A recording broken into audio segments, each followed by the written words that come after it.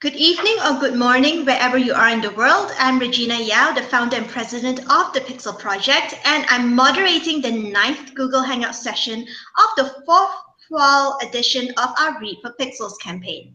Through Read for Pixels, the Pixel Project is collaborating with award-winning best-selling authors to raise awareness about violence against women and to raise funds towards our celebrity male role model Pixel Reveal campaign, which in turn aims to raise $1 million for the Pixel Project to keep our efforts to end violence against women alive and kicking. We'll tell you more about the Read for Pixels fundraiser, which has lots and lots of exclusive author goodies a little later in this session. And you can find out more about the Pixel Project and what to do about violence against women by visiting www.thepixelproject.net. We have a very special guest today. We're going to have a live discussion and Q&A session with the extremely talented and amazing horror author Paul Tremblay.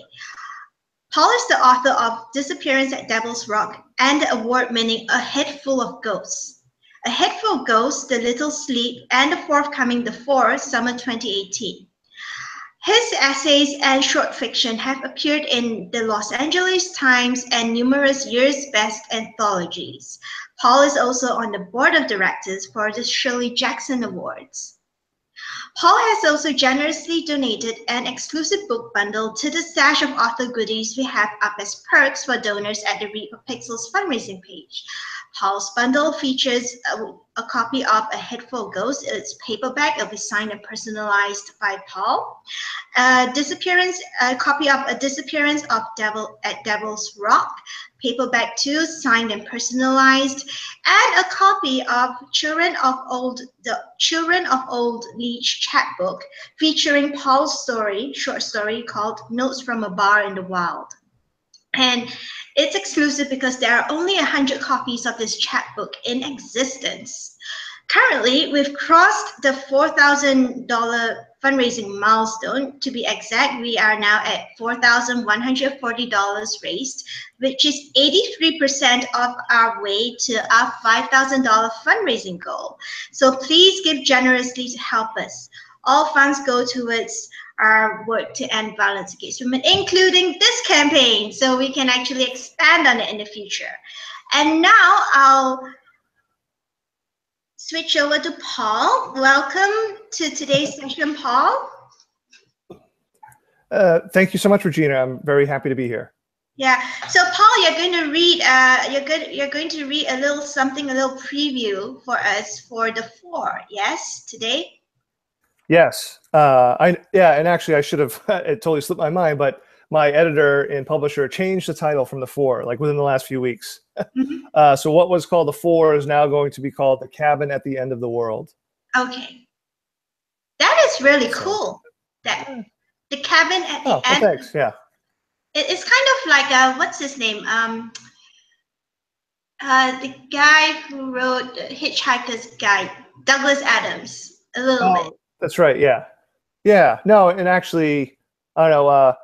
Haruki Murakami is an author that I like very much, and he wrote a novel called Hard-Boiled Wonderland at the End of the World, which I've always enjoyed. Mm-hmm. So yeah, I don't know. I've written a lot of apocalyptic or somewhat apocalyptic stuff. So At the End of the World is something that, when in doubt, throw that at the end of a title.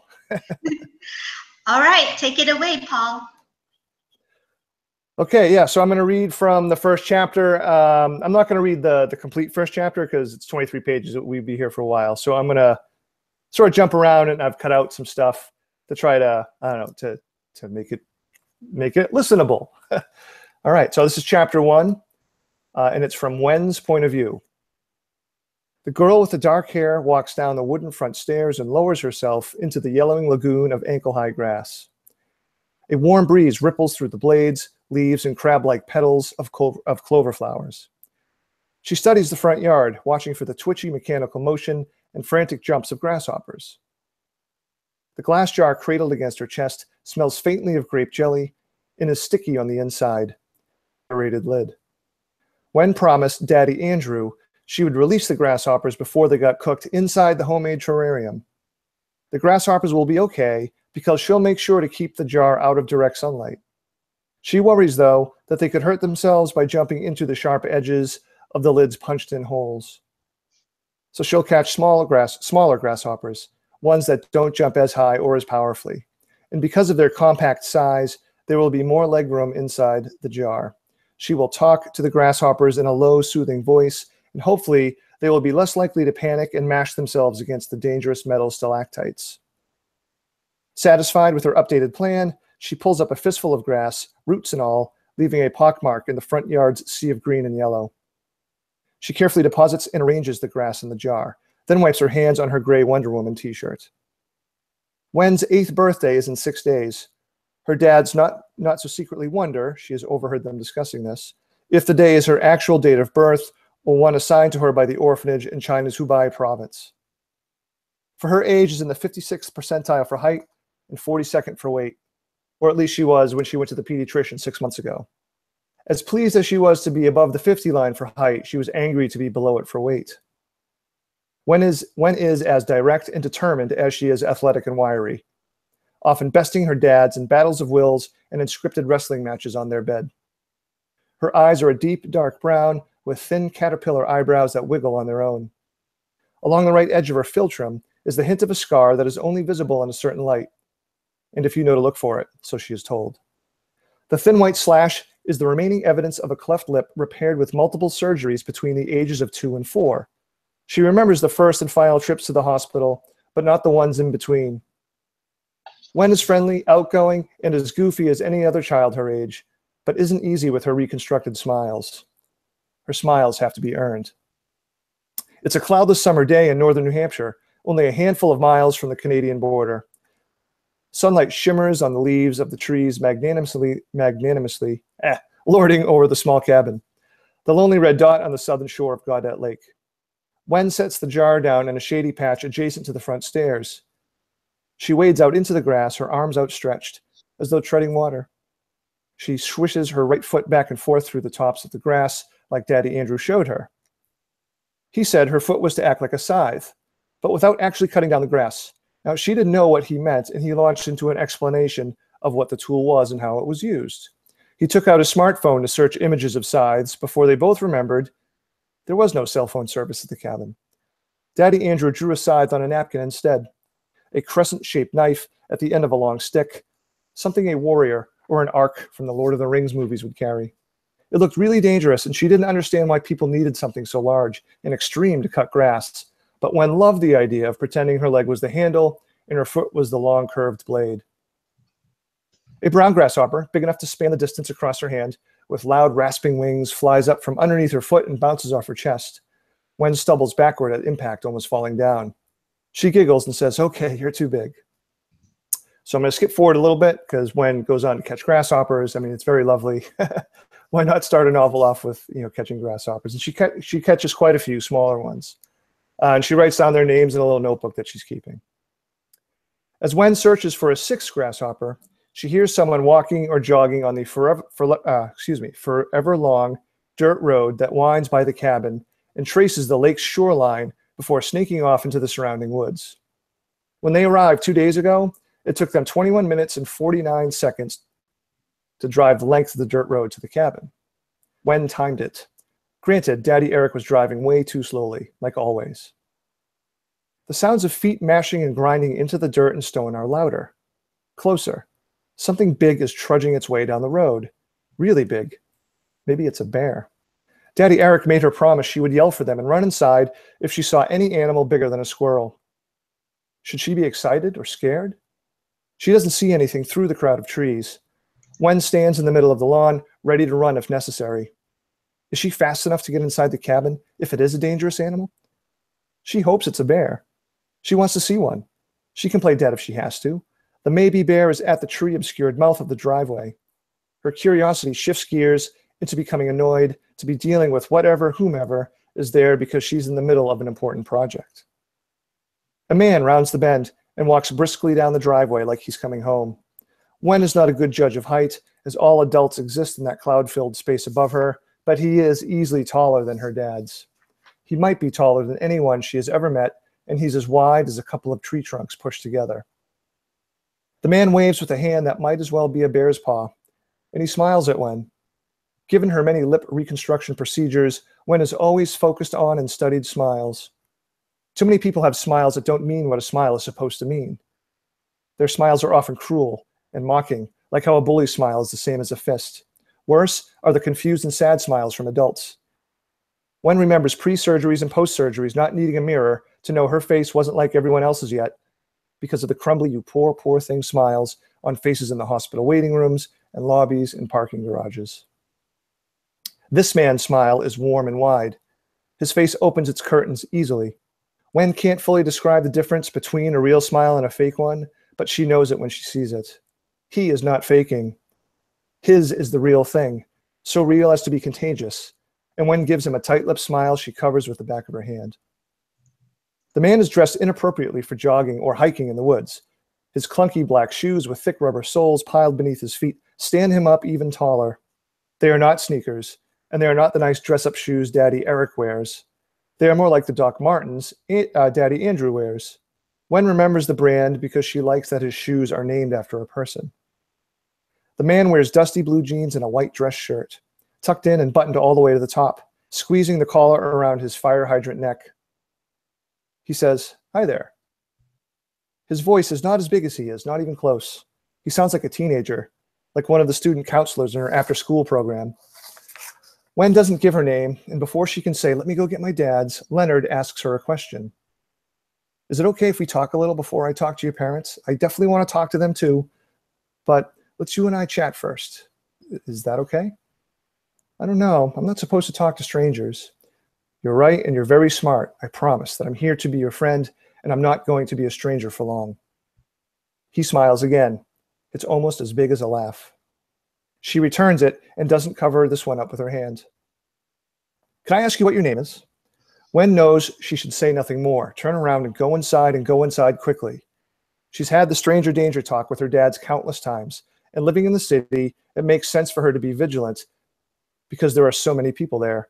An unimaginable number of people walk on the sidewalks and fill the subways and live and work and shop inside the tall buildings. And there are people in cars and buses that jam the streets at all hours. And she understands how there could be one bad person mixed in with the good people, and how the bad person could be in an alley or a van or a doorway or the playground or the corner market.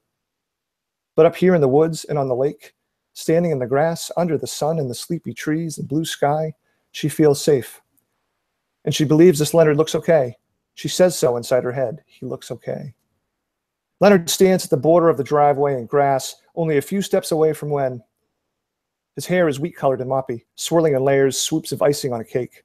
His eyes are round and brown like a teddy bear's eyes. He is younger than her dad's. His face is pale and smooth, and he doesn't have a hint of beard stubble or beard stubble shadow Daddy Andrew gets by the end of each day. Maybe Leonard is in college. She should ask him what college he goes to, or should she ask him what college he goes to? She could then tell him Daddy Andrew teaches at Boston University. She says, "My name is Wenling, but my dads and my friends and everyone at school calls me Wen." "Well, it's very nice to meet you, Wen. So, tell me what you're up to. Why aren't you swimming in the lake on such a beautiful afternoon?" That's something an adult would say. Maybe he isn't a college student. Wen says, "The lake is very cold, so I'm catching grasshoppers." "Oh, you are? I love to catch grasshoppers. Used to do it all the time when I was a kid. So much fun." "It is, but this is more serious." She juts out her lower jaw, a purposeful imitation of Daddy Eric when she asks him a question with an answer that isn't yes right away, but will be yes eventually if she waits long enough. "It is? I'm catching them and naming them and studying them so I can find out if they're healthy. People do that when they study animals, and I want to help animals when I grow up." "I'm very impressed. Do you need any help? I'd love to help. I know I'm much bigger now than when I was a kid." He holds out his hands and shrugs like he can't believe what he's become. "But I'm still very gentle." So I'm going to skip ahead a little bit further because I don't want to take all our time reading. But Wen and Leonard catch some grasshoppers together. You know, Wen in the back of her mind the whole time is, yeah, he seems nice, but I really probably should be getting my father's at some point. Let's see. So they get to a point where Leonard asks, "How many grasshoppers do you have now?" "7. That's a powerful magic number." "Don't you mean lucky?" "No, it's only sometimes lucky." His response is annoying, as everyone knows 7 is a lucky number. I think it's lucky, and I think it's lucky for grasshoppers. You are probably right. Okay, that's enough then. what do we do now? So they go on. Let's see. Let's skip closer to the end, just a couple more minutes.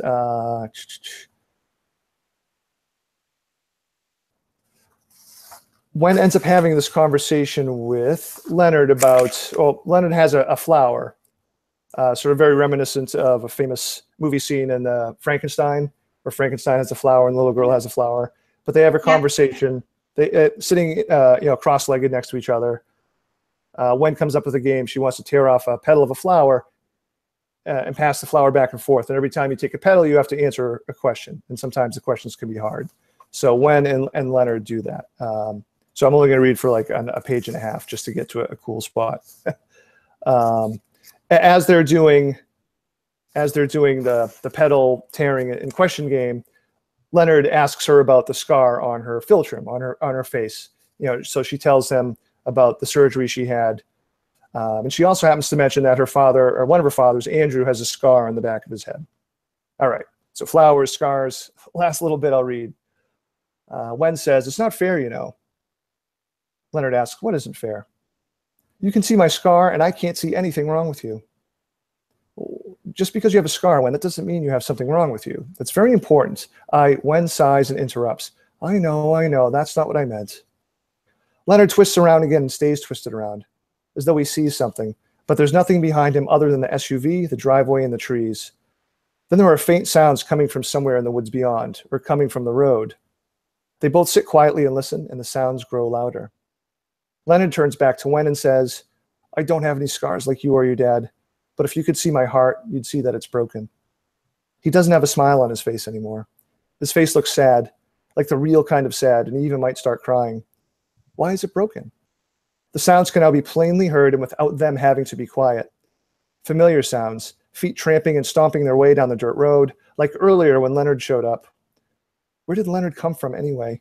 She should have asked. She knows she should have. He had to have come from far away. This time it sounds like a whole bunch of Leonards, or bears. Maybe this time it's actually bears, are walking down the road. Wen asks, "Are there more people coming? Are they your friends? Are they nice?" Leonard says, "Yes, there are more people coming.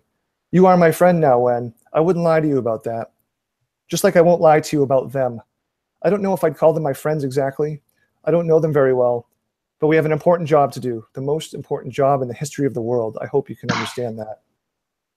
Wen stands up. "I have to go now."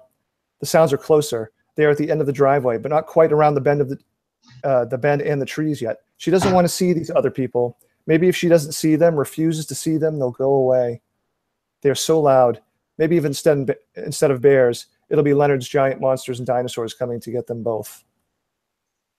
Leonard says, "Before you go inside and get your dads, you have to listen to me. This is important." Leonard crawls out of his sitting position onto one knee, and his eyes brim with tears. "Are you listening?" Wen nods her head and takes a step back. 3 people turn the corner onto the driveway, 2 women and 1 man. They are dressed in blue jeans and button-down shirts of different colors, black, red, and white. One has ghostly white skin and brown hair, and her white shirt is a different kind of white than Leonard's. His shirt glows like the moon, whereas hers is dull, washed, almost gray. Wen catalogs the apparent coordination in how Leonard and the 3 strangers dress as something important to tell her dads. She will tell them everything, and they will know why the 4 of them are all wearing jeans and button-down shirts. And maybe her dads can explain why the 3 new strangers are carrying strange, long-handled tools. And we'll stop there. All right, thank you, Paul. Now, Sure. I put myself on the screen just a little public service announcement. If you just joined us, welcome. We have Paul Tremblay on our Reaper Pixels Google Hangout today. And if you have any questions for Paul, please leave them in the chat box to the right of the screen. Our chat box moderator, Melissa, will get them to me, and I will read them out to Paul in between the discussion clusters. Today, we're discussing horror, women in horror and geek culture, women and girls in Paul's book, and violence against women, of which horror as a genre has a lot of.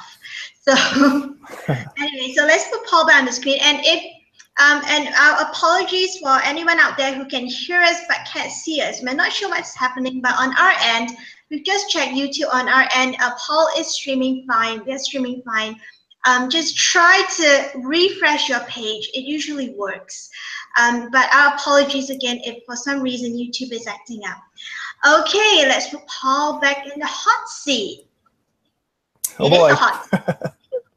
You have been currently banished to the bedroom to not disturb the rest of the house. That's your tagline today. Yeah, normally this isn't where I work. This is like a little standing desk that I bought for my back, but I rarely use. It's in my bedroom. I have a larger desk downstairs, but you know, my daughter has a friend over, and you know, it's Saturday night, so people are sort of milling around. So a little bit of a better view than a door behind me while I'm writing.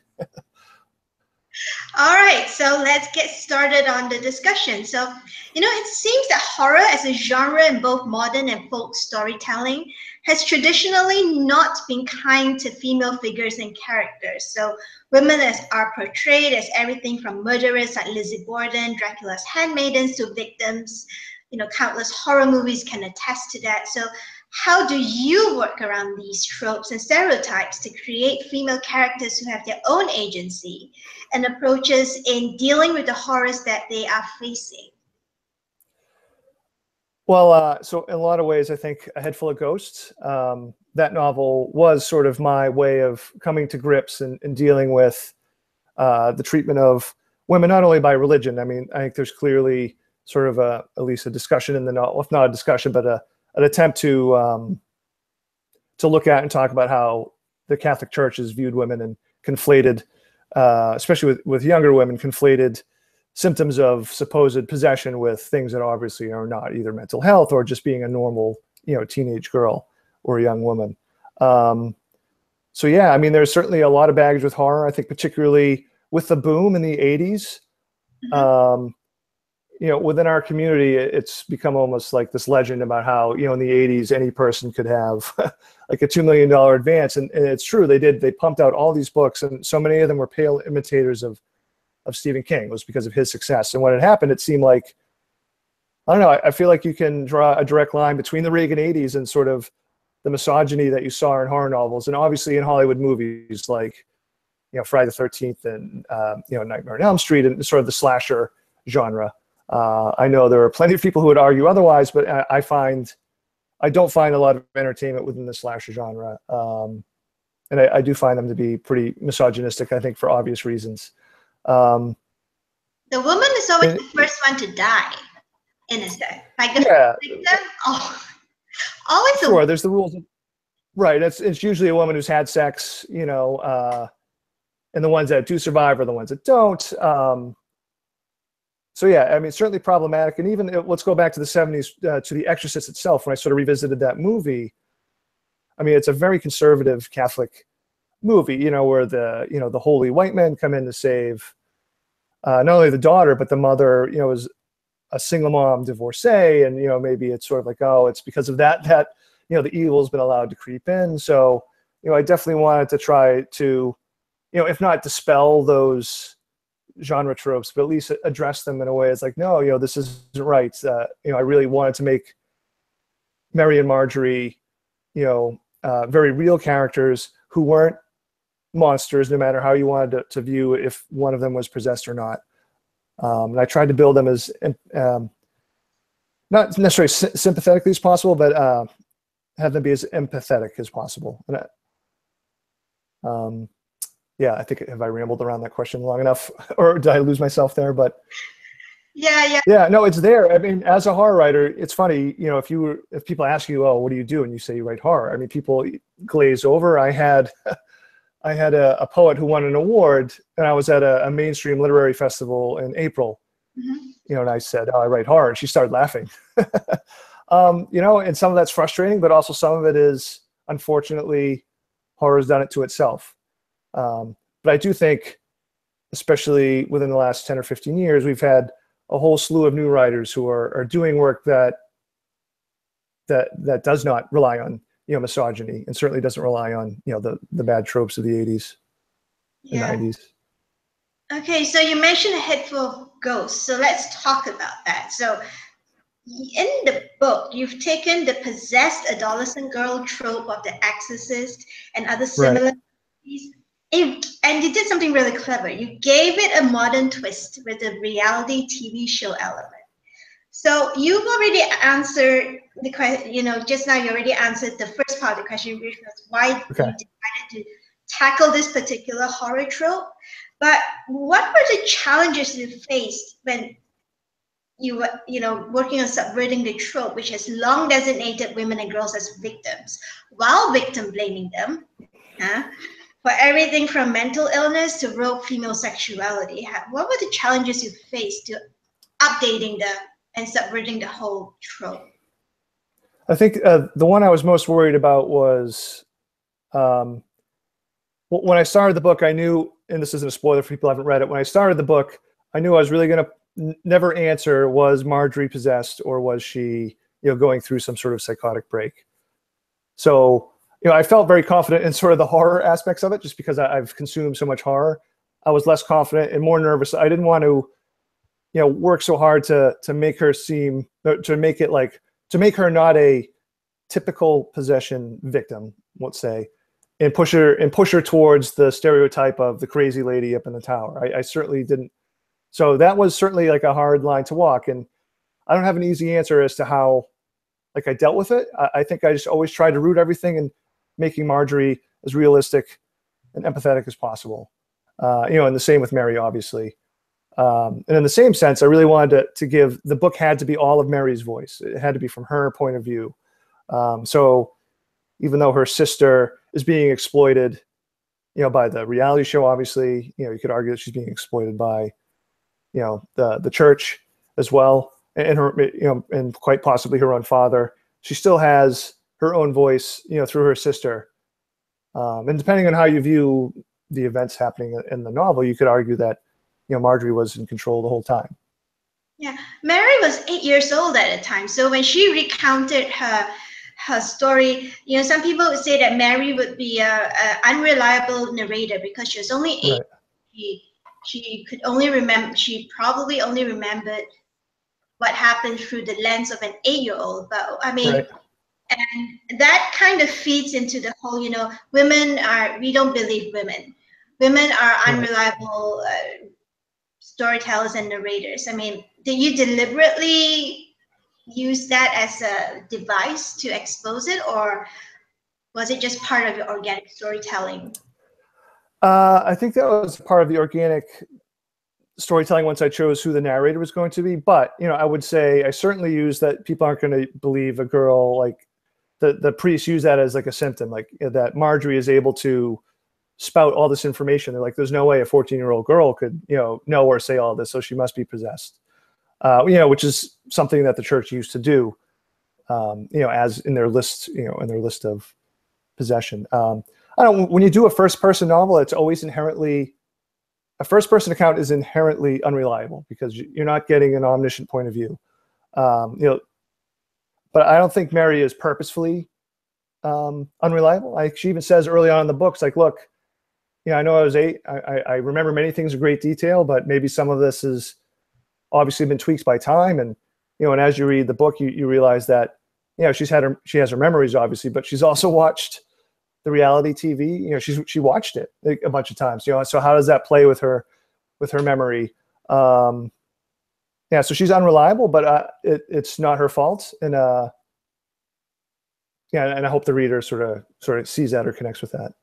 Yeah, and Mary seems, I mean, maybe it's just me, but Mary seems quite well adjusted as an adult. Right. She doesn't seem too traumatized. And I think that in a way helps us get into the story because we're seeing it as her voice gives as much clarity as possible to what happened, but only from her point of view. And we have to trust her point of view. And that's what the reader has to trust.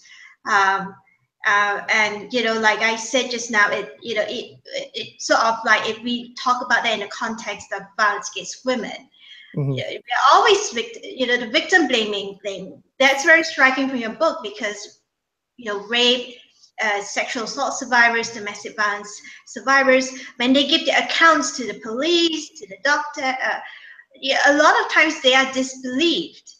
So do you think your book could be a metaphor for something like that? examination or something like that, that victim blaming of women? You know, I can't say it was conscious on my part, but I mean, part of the, I mean, as a male author trying or writing female characters, you know, I think that sort of goes into this a little bit. I mean, if you're going to write about, you know, especially females of you know, who are living and experiencing, you know, our current awful societies now, I mean, I think that's always there somewhere. And my job as a writer, you know, I'm not a woman. I haven't lived as a woman. I can intellectualize your experience, but there's no way for me to replicate your experience firsthand. So, as a writer, what I try to do is, you know, just treat, it sounds, I don't want to sound glib, but treat the characters as I would treat any other person, but leave enough space within the characters for the reader to bring their own experience, you know, and hopefully it's a safe enough, hopefully the reader feels safe enough within the book to do that. So that's how I don't like keep myself up at night. Like, you know, what do I have any business writing a female character or someone who's, you know, has a different life, you know, much different life experience than I do? Is, you know, just I try to work to that idea. So I mean, I didn't consciously go in thinking that it's a it could be a metaphor for violence against women, but there's clearly, you know, Marjorie struggles with, you know, people believing her throughout the whole novel. And really, we sort of get a nice breather with the belief when Mary is talking with the author, you know, who does give her sort of a safe space to tell her story, even though, you know, there may be some, you know, little twist at the end, or there may not be. Yeah, geez. You said you were going to ask hard questions. You've brought it. Well, let's go to a fan question. Okay, yeah, sure. Okay, so Andrew Bockhorst. Hi, Andrew. Welcome, and thank you for leaving your question for Paul. Hope you can see Paul now, because Andrew said just now he could hear you, but he couldn't see you. But you're streaming okay. We checked. You're streaming okay. So hopefully after Andrew has refreshed the page, that he can see you now. Refresh the page. Yeah. So Andrew says, between a head full of ghosts and disappearance at Devil's Rock, you seem to enjoy keeping the actual presence of the supernatural inconclusive. Is that your intent, or am I reading your stuff wrong? No, that was my intent for both those books. Absolutely. Yeah, I think I mentioned with the Head Full of Ghosts, you know, part of the idea was, when I first had the idea for the story, I was like, oh, I want to write a postmodern, secular, you know, quasi-feminist exorcism novel if I could. And I thought the way to do that was to really play up the ambiguity. And I purposely tried to build up both sides of an argument. You know, one side could argue, I think there's enough evidence in the book they could point to and say Marjorie was actually possessed by some sort of supernatural thing. But I think there's an equal amount of evidence, equally rational, for someone to point to say, no, she wasn't possessed. Or other sort of types of interpretations. Yeah, and Devil's Rock, I mean, I definitely sort of did the same thing a little bit too. I think with both books, what excited me was to write a supernatural, maybe horror novels where what happened in real life to me was the most horrific elements of those books. But the maybe supernaturalness of it was the thing that might bother you or linger after you close the book. And I would only say with my new novel, I'm trying to flip that script a little bit. Mm-hmm. The Cabin at the End of the World definitely has sort of, you know, an ambiguous supernatural element, but I treat it differently than I do in the other two novels. I think in The Cabin at the End of the World, what happens in real life is definitely plenty horrific. But if indeed something supernatural is happening in that cabin book, to me, that's the most horrific part of things. So I guess the short answer is, yeah, I was totally messing with the ambiguity purposefully on those two novels. All right. So everyone, for those who have just joined us, welcome. If you have any questions for Paul, please do leave them in the live chat box to the right of the screen. And Melissa, who is today's chat box moderator, will relay the questions to us, and I will read it out, and Paul will answer it in real time. We were talking about, prior to Andrew's question, we were talking about you were talking about writing women. Now here's the interesting thing, I mean, to me and the Read for Pixels team at least. about disappearance at Devil's Rock. So even though the story is ostensibly about the disappearance of Tommy, a boy, much of it is seen through the eyes of his mother, Elizabeth. In fact, the people most focused on actively finding him are all women. They include Elizabeth, Right. his sister Kate, his grandmother Janice, and the female detective Alison Murtagh. So this setup clearly puts the female characters in the driver's seat. So what inspired you to turn the tired old story trope of female victim, male savior on its head for this book? It was definitely a conscious decision to make the detective not a guy. I didn't want to have like a stereotypical, male cop come in and sort of, save things or find the solution. I certainly wanted to go against type, so to speak, with that character. Some of it to me just happens organically. I mean, once I figured out, honestly, one of the things, once I had the idea for this kid disappearing, unlike A Head Full of Ghosts, where Mary was definitely modeled after my daughter. My daughter was around the same age. I'm kind of laughing because my wife was very mad that Mary was a lot like Emma. But she's not Emma. I can understand how my family would be like, it's your daughter. No, it's just these little cute things that she does. But with Disappearance at Devil's Rock, I didn't want Tommy to be anything like, my son or my daughter. And also I didn't really want the single parent to be anything like me. I felt like I didn't want to get too close to that fear. So honestly, I think part of my choice of Elizabeth as a single mom as opposed to like a single dad was me trying to step back a little bit. But once that happens, then it's all about I have to build this through Elizabeth's experience and Kate's experience too. To me, those were I'm glad you identified with that. To me, those were the heart of the book was Elizabeth and Kate. Yeah, and you did say that you felt that you could only intellectualize women's experiences as best you can, and right. But when I read Disappearance at Devil's Rock, what struck me is Kate. She is the quintessential teenage girl. I mean, I was a teenage girl. I recognized her, huffing and trying to make sense of things, and that is how a teenage girl works. So you actually captured that. I mean, you say you didn't use your kids for a model, but you're a teacher too, right? So did you like observe all that behavior in the kids that you teach? Oh, definitely. I mean, so most of my stuff ends up being about kids or parents or kids thinking about parents and vice versa. And I don't know, it's been my life, either professionally as a teacher or now having two kids of my own. I can't really escape it, which is fine. I think being around the kids keeps me young. The students that I teach, it's a great lesson in voice because their slang, which I use for the boys in particular, that was actual slang from my school at the time, but it changes every few years, which is kind of fun because then you get a lesson in voice. And when the slang changes, I find it interesting that they'll have different words mean essentially the same thing, like another set of words meant like a few years ago. So as a writer, I find that to be indispensable. Well, thank you. Yeah, I mean, with Kate, I don't know. When I think of characters, I just try to build them through like, how do I know anybody? I only know, particularly even the women in my life, I only know them by what they say and what they do, within our conversations, and I try to listen as much as I possibly can.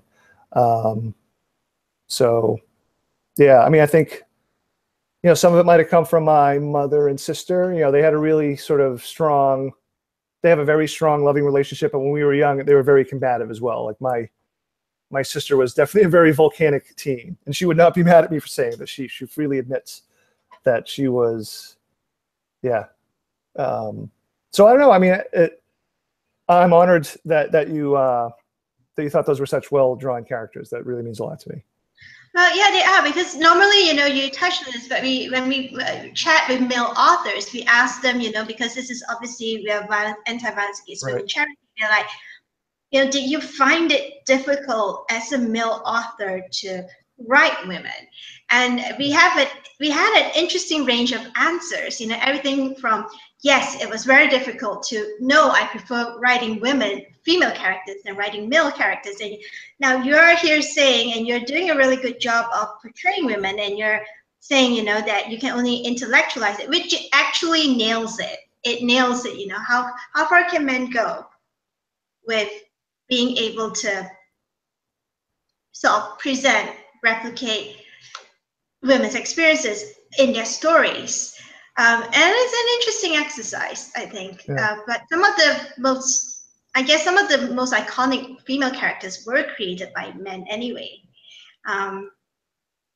Like Buffy, I guess. Right. Oh yeah. Right. Yeah. Yeah.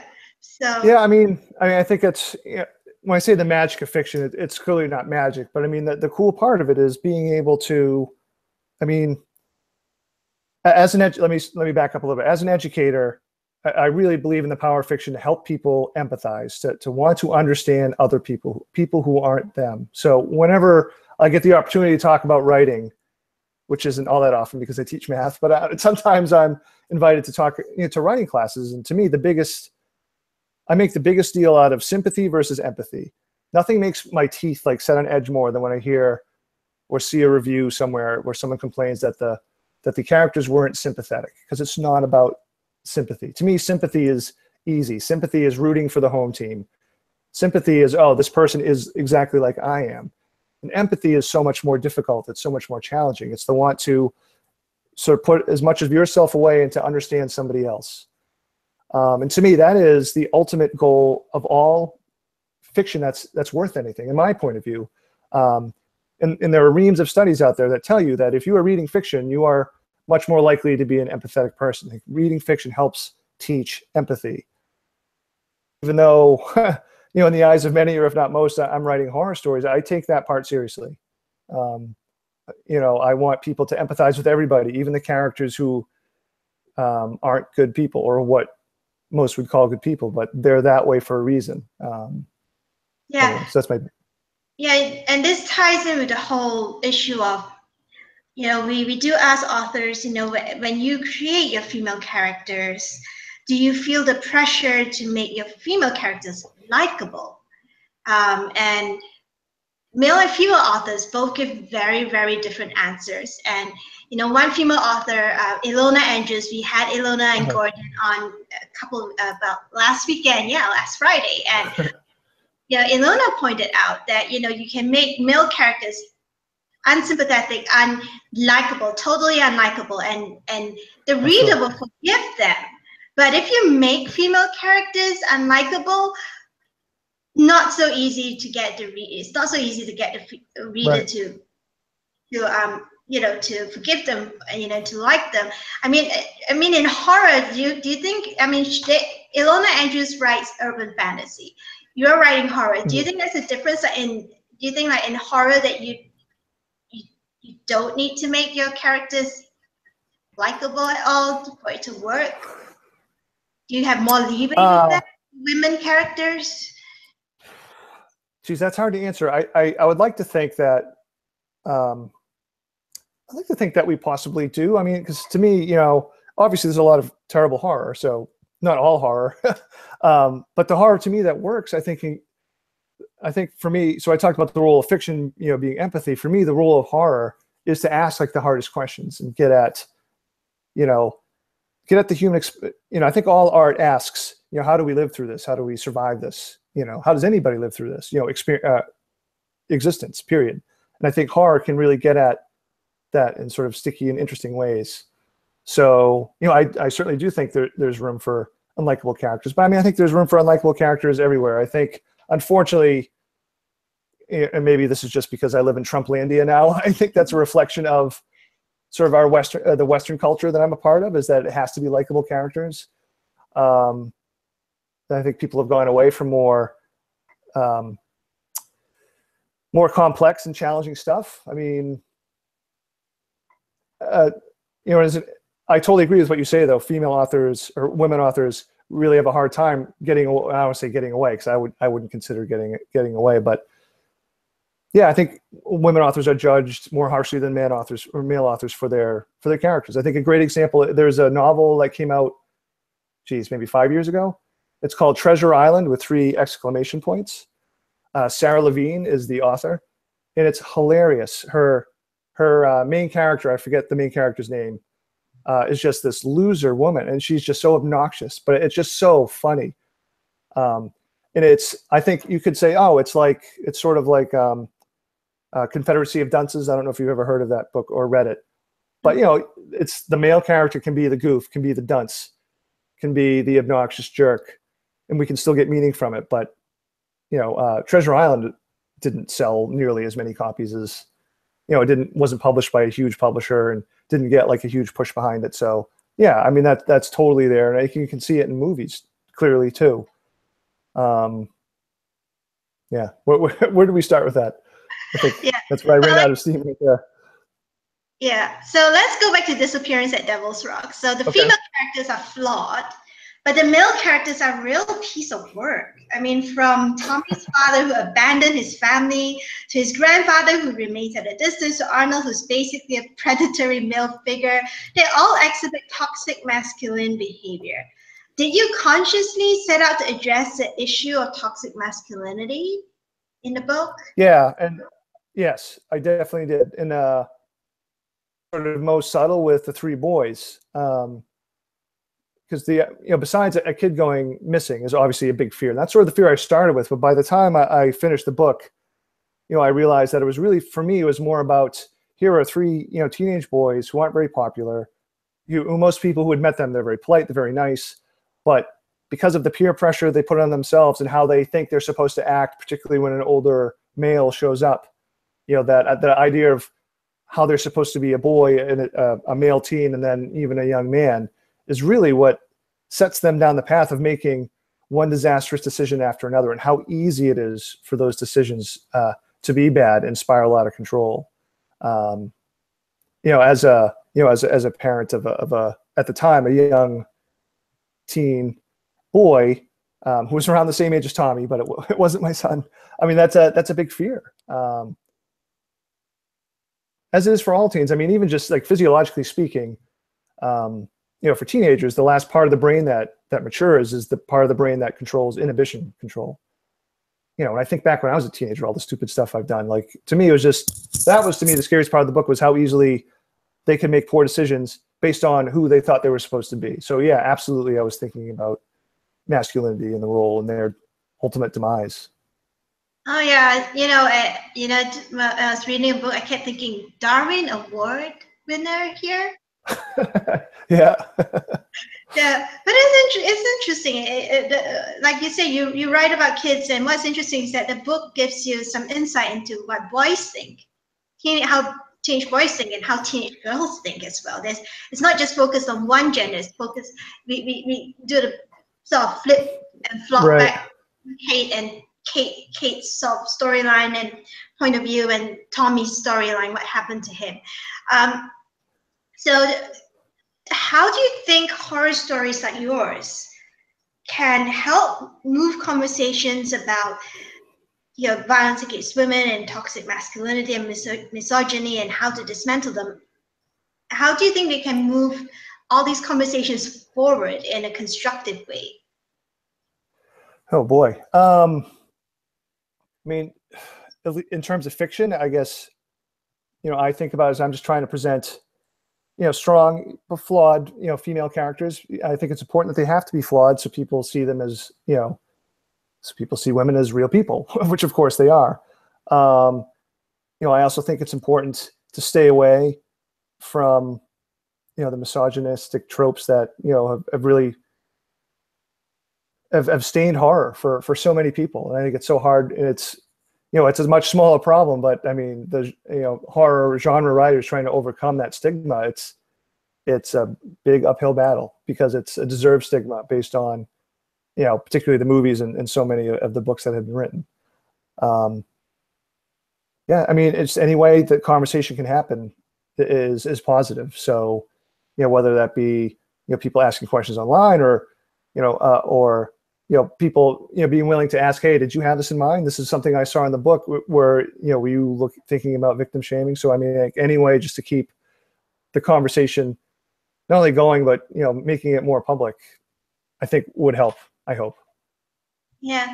Well, let's take another question from the fans. Andrew has another question. He says, okay. I was interested to see the films that influence your latest works, like Picnic at Hanging Rock. Were there any films that strongly influenced Cabin at the End of the World? So Cabin at the End of the World is sort of my take on the home invasion story. As you could probably tell from the beginning, which is one of those genres of horror or subgenres of horror that I'm not really a fan of. I tend not to like the super, person-on-person violence kind of horror story. So honestly, that was part of the challenge or the excitement for me. It was like, oh, how would I do a home invasion story that I would be into? So in terms of movies, I mean, I think it's just the basic setup of, here's a small family all alone and 4 strangers show up. Other than that, to me, there's no real specific movies that went into this one. I had the idea, and I hope that the book actually works as a allegory for living in Trumplandia. So much so that I had written 50 pages in a summary before Trump got elected. I'd written those 50 pages during the primaries and the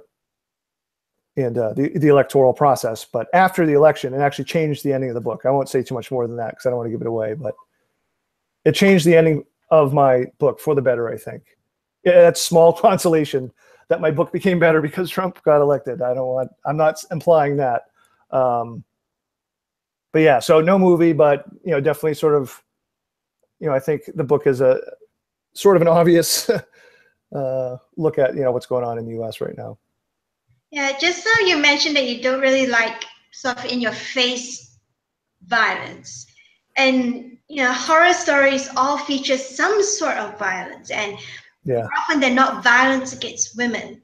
So how do you find the balance between showing violence as an integral part of the story and as a genre convention and, not showing violence gratuitously? Because in recent times, I mean, Chuck Wendig and all, and there has always been never-ending conversation really in at least in my Facebook feed, and writers that we talk about that, where's the line you walk between showing violence as integral part of the world and not showing it gratuitously, and certainly not making something like the rape trope just a convenient plot device.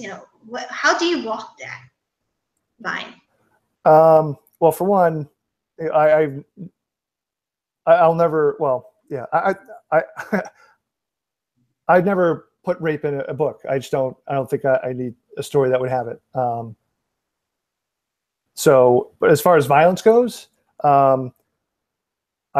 my own rule for violence in a story is that it has to have consequences. It has to have consequences, and it has to be, it has to be icky. I mean, it has to be a very unpleasant thing that happens that changes not only the story, but it changes the characters. Everything you read about, or everything I've read about survivors of violence and even witnesses of violence, they're fundamentally shaken and changed by that. So, if I'm writing horror, so it's almost inescapable that there's going to be either a threat of violence or some violence in there. I try to treat it. I don't know if I say the word dignity. I don't know if you want to put the word dignity next to violence, but I try to treat the repercussions of violence with dignity, with what these people went through and what they're going to go through afterwards. And that was probably the hardest part of my new novel, because it is, there's some violence. Probably the most violent book that I've written in terms of just, actual acts of violence. Yeah, I mean, you have talked about how you consciously include themes and from real life observations, like the political climate and your thoughts on women and girls and all. So and you say you haven't used the rape trope at all for your book so far. Would you tackle the issue of domestic violence in future books? Geez, I don't know. I'm so like story to story. I think I'd be really nervous doing that. Because even on some level, like while I'm trying to do political stuff, or on some level, the book has to deal with entertainment, and that's not that I haven't written. It's not that I wouldn't read about domestic violence, or I mean, I read John Krakauer's Missoula, which is just horrifying. But I mean, I'm glad I read it. I mean, I say I'm glad I read it. I'm glad someone wrote the book, because this has to be exposed and has to be talked about. I guess in an older novel called Swallowing a Donkey's Eye, there's a scene of molestation / incest that's handled sort of off screen and just more alluded to. But yeah, that's the closest, and even that, like that was like an early work. I mean, I was still trying to figure out what I wanted to do and how I wanted to write, so I think I wrote that in like 2004 or something.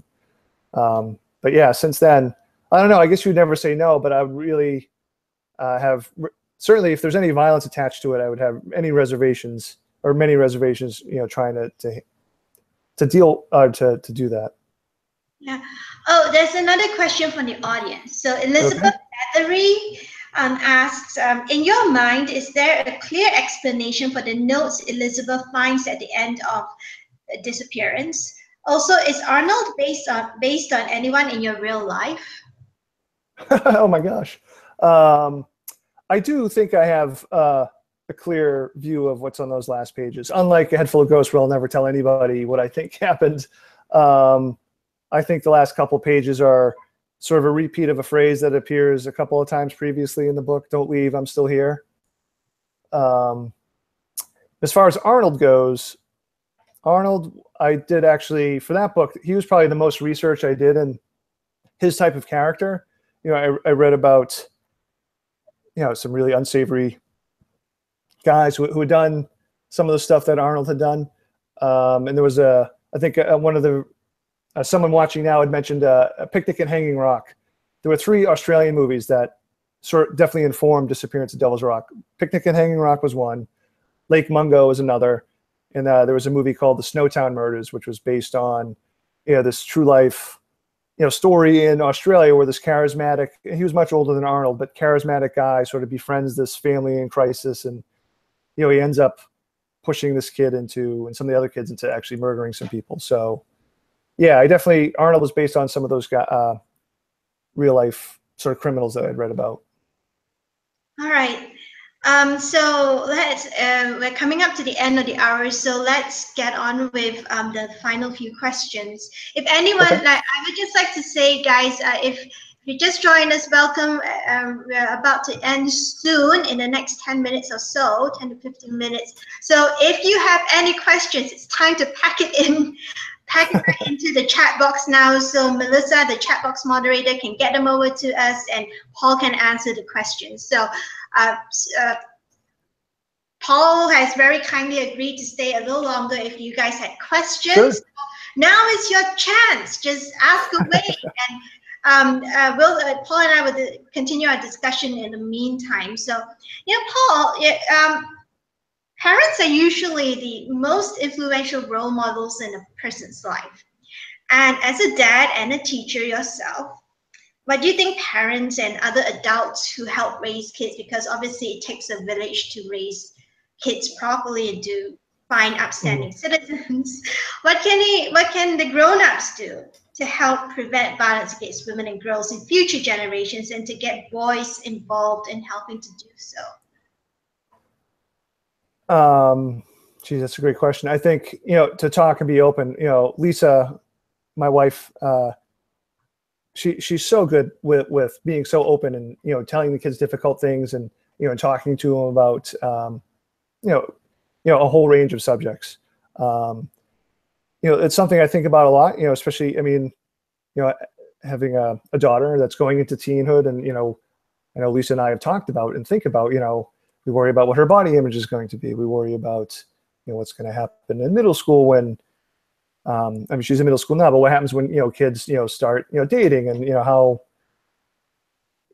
is she going to be approached by other boys? And,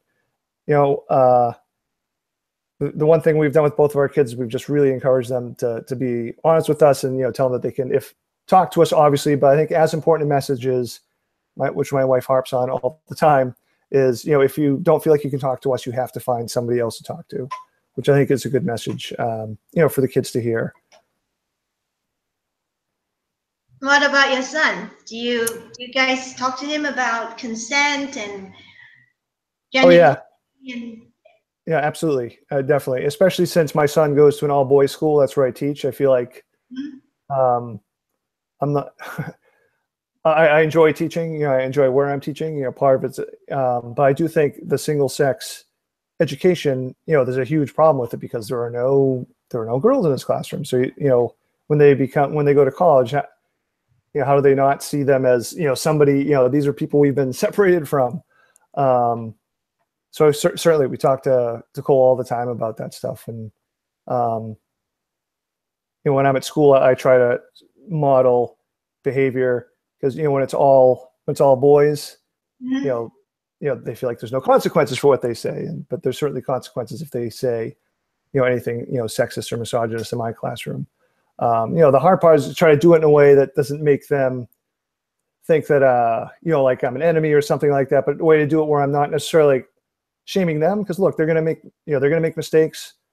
I kind of want the classroom to be a safe-ish space where they can make mistakes. I mean, listen, when I was a teen boy, and even now, I am far from perfect, again, just because I live in sort of my safe little bubble of, middle-aged white guy, I can say just careless things, and, hopefully, and I'll continue to learn to stop and think and listen.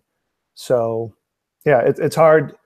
I mean, I wish I had an easy answer for it, but I mean, again, I think it's just about talking and communicating. Yeah, Elizabeth wants to know, have your kids read your books? Not yet. My son is certainly old enough. He's not into super scary stuff. Yeah, so he's a creative kid, right? He's actually in the last year and a half he does a lot of acting. Hip hop beats on his laptop. That's sort of what he does with all his free time. So he's not a huge reader, which I don't worry about because I wasn't a big reader when I was in high school either. I sort of came to it late. My daughter Emma is definitely much more into creepy stuff. So I would imagine she may be dipping into the book or one of the books relatively soon. Oh, you never know. She might be sneaking it, because I remember being a kid and sneaking Anne Rice novels, the vampire novel. Right. Yeah. Horror. Yeah. As a 13-year-old, just making sure mom and dad don't see the books hidden, under the bed. She might be sneaking. You don't know. Teens are really good. Yeah, no, they are. This is true. Yeah. So, geek culture in general has had its share of critics saying that it's too male dominated, despite the rising number of prominent, well-respected, well-known female authors. And I think in the current pop culture context, horror does figure heavily into geek culture too, because we have Buffy, we have horror movies are mainstream now, the Conjuring series, that's another take on the Exorcist. And what do you think needs to be done to make geek culture and the horror genre as a whole, whether it's comics, gaming, or books, more welcoming for women and girls? I think one place you could start would be with the current people, with the current professionals, the people who are writing or drawing, if it's comics or directing, is to promote, to help promote women writers and women artists and women filmmakers. And I think honestly, that's a starting point. Yeah, I mean, again, it's such a big thing. I don't know if there's an easy answer, but to me, and as someone who is who's been fairly successful in publishing, I'm fairly conscious of that, to the point where, I get asked for a lot of blurb requests for books. I tend to say yes more towards women or people of color, as opposed to, I won't say no just to white guys like me, but I try to be a little bit more approachable for people who aren't like me. Yeah, and Christopher Golden, we did mention him at the beginning of No, we did not. We mentioned him Before, right. prior to going on air. And did you see he shared a link to the results of a poll held about safety for women at conventions? That's right. Yeah. And the results were horrifying. Yeah. Award-winning author luring Right. underage girls back to his hotel room. I mean, small press owners telling women writers, you need to sleep with me before I publish your books. That is horrifying. I mean, what do you think can be done about attitudes like that? Well, I mean, at those extremes, I mean, I think what Chris suggested in his Facebook post, the only thing to be done with that is to, out those people. Now, I know it's easier said than done, particularly from someone who isn't a victim of what they've done. But if someone is not in a precarious position, if someone hears of this that isn't, a victim, then you have a responsibility to come out and say, hey, these people are acting, beyond the pale inappropriately. So that's, again, that's, I guess, what Chris had said, what should happen. Yeah, I mean, I'm stammering because when I read it too, I couldn't believe it. I can't believe it's 2017 and, these things are still happening. You kind of think, these are things of the past, like the director's casting couch. You like to think that, because it has been sent up and you're like, oh, this is what it used to be like. But no, it's still like that. And it is horrifying. Yeah, and Chris and I had a long conversation about it on Google Hangout as well, and sometimes on Facebook now, and it is, and he was, and that's the power of the, if you want to turn from a bystander to an upstander, you do what he's doing. He said that, at a convention, if you're a woman and you feel unsafe, come and find me. Some of the other male authors who have publicly said, I will not stand for this. I will help you go report this. I will act as a witness and all that. And that is so important because you have white male authors. I know it's a generalization, but you guys have more security and more power in the community and won't have as bad a backlash as, say, a female author or a C author reporting it. Yeah, so let's wrap up. Guys, if you have any more questions, we're doing the wrap up question now and you can still squeeze it in. Please do squeeze it in. So now, Captain Obvious question here. So you have been so very incredibly supportive of our Read for Pixels campaign and the Pixel Project's anti-violence against women work as a whole. So why do you support the cause to end violence against women? And in your opinion, how can authors like yourself best support efforts to kick off social change to end violence against women?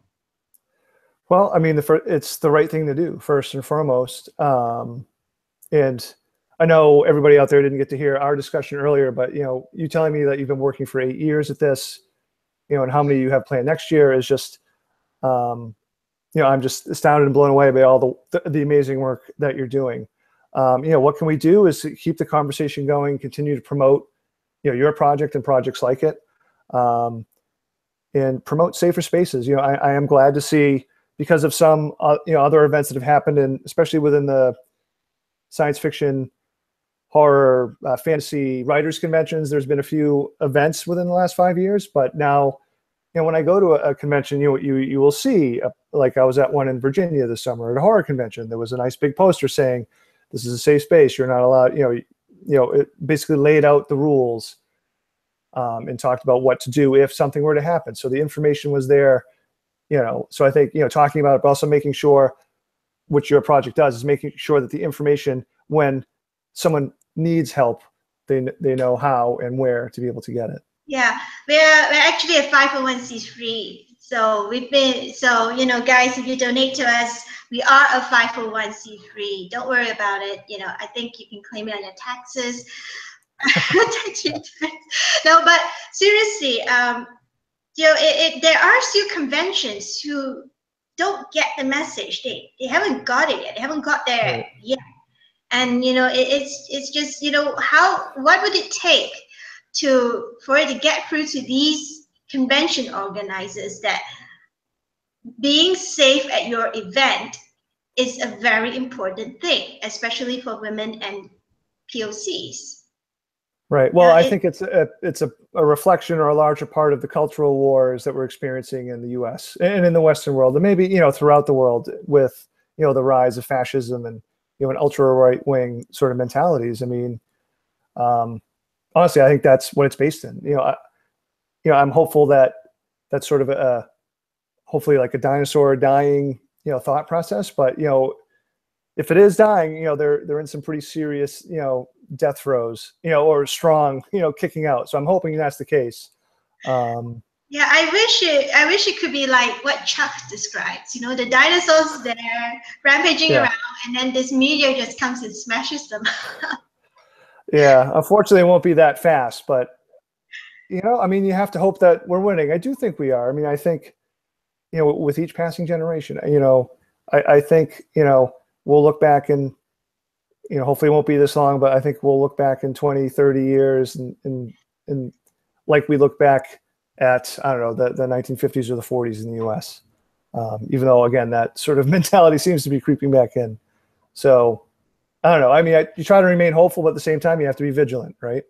Yeah. Oh, there's a message from Elizabeth. Okay. Message. She says, this isn't a question, but thank you for all your work in women's rights, and the way you write female characters is elegant and inspiring. Well, thank you very much, Elizabeth. I mean, that means a lot to me. I'm touched. Thank you. Okay, so let's wrap up. So I'm going to show everyone a little slide so you guys will know where to go to get the goodies, including Paul's little book bundle, exclusive book bundle. Paul, do you have any of the books with you or not? Do I have any other books coming out, or? No. Do you have any of the books that on me? No, I'm in my bedroom. Oh, okay. So, before I show the slide, guys, Paul has some announcements to make about what's coming up for him. Oh, sure. Yeah. So, so the book I read from, The Cabin at the End of the World, will be out June 26th from William Morrow Books, hopefully everywhere books are sold. And then this late October, we'll call this an unofficial announcement because it hasn't been announced online anywhere. But Concord Free Press is going to publish a book of short novels. One of them will be mine. It's called The Harlequin and the Train. And another one will be from writer Brian Evanson. Now, these were both my short novel and his short novel were originally published by, micro presses 10 years ago, like 200 copies. So, they're very hard to find. The cool thing is that Concord Free Press is publishing this book, 3,000 copies for free.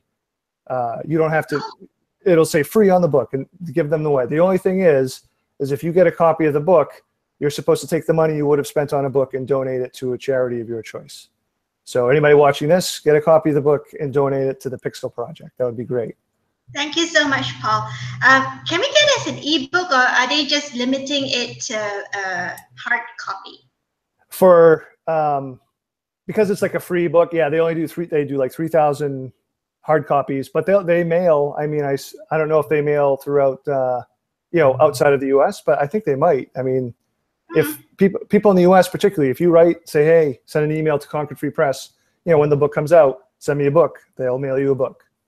Okay, that's a very clever idea, actually. Yeah, they've raised quite a bit of money. Yeah, it's a cool publishing company that is run by Stona Finch, who's a crime writer, and on their board of trustees is like Tom Perrotta, Megan Abbott, some really heavy hitters. So it's definitely a very cool publishing project. Okay, so I'm going to put myself on the screen. So hi, everybody. Sure. Hi, Elizabeth. Hi, everybody who's watching. I'm going to share this little slide now. Paul, can you tell me if you can see it? Hang on. Not yet. Can you see it? There it is. Yep. Yay. Okay. So, guys, as mentioned earlier, Paul has generously donated an exclusive book bundle to the stash of author goodies we have as perks at the Read for Pixels fundraising page. And his goodie bundle features a copy of Hateful Ghosts, It's paperback, and he will sign it, and he will personalize it to you. And a copy of Disappearance at Devil's Rock, also paperback, signed and personalized by Paul for you. And a copy of the Children of Old Leech chapbook, and it features a short story by Paul called Notes from a Bar in the Wild. And there are actually only 100 copies of this chapbook in existence, so it's pretty exclusive. And Paul will sign it all, and he'll send it straight to you, but it's for U.S. donors only. So remember that if you're. No, I'll send that anywhere. You'll send it anywhere? Oh, cool. I'll sell it. Yeah, I'll send it anywhere. Yeah. So anybody out there who bids on it. Yeah. So now we have actually crossed the $4,000 fundraising milestone on our way to fight our $5,000 goal. So actually we're at $4,140 right now. So we're getting pretty close. It's about 83% of the way there. So, you know, if you guys would like to drop by to is.gd/R4P Rally Out 2017, remember it is case sensitive. So remember to take it down exactly. And go check out Paul's bundle. He only has one bundle. There's only one. Right. So if you want it, go get it fast. Or there are a whole bunch of other authors who have their goodies out there. There's Karen Rose, who writes crime thrillers. Who else do we have? Let's see. Karen Rose, we have Vicki Patterson. She's got a Tuckerization perk up there. We have Suman Chanani, who's a young adult author. He actually wrote The School for Good and Evil, which takes really hilarious pot shots at the princess trope, the Disney princess trope. There are plenty of books and book bundles and cartoons available from Adrian Tchaikovsky. And, you know, we've got a whole bunch there. Just go check it out. It's easy to donate. And the authors will send you the goodies directly.